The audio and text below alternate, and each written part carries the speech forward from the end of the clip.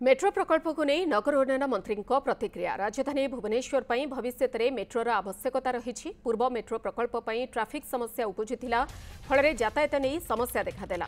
Testing समय जदि एभली समस्या काम चली स्थिति जटिल होता।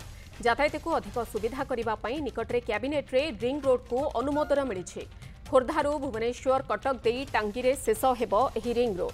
ए 6 लेन रास्ता केवल भुवनेश्वर कटक खोर्धा नुहे सारा ओडिशा पाई सुविधा हेबो।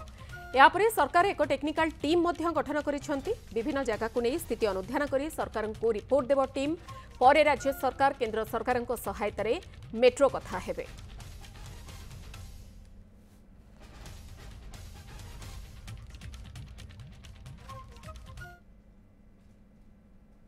मेट्रो आवश्यकता अच्छी भविष्य में आवश्यकता रही मेट्रोर भुवनेश्वर मेट्रो सिटी बनवा को चाहे आम आम सरकार मोहन माझी सरकार चाहते रीजनल रिंग रोड पास कर खोर्धा पाखर आरंभ हो एवं कटक भुवनेश्वर देके टांगी पाखे समाप्त हो 111 किलोमीटर 8,308 कोटी टंकार प्रोजेक्ट मंजूरी करछंती।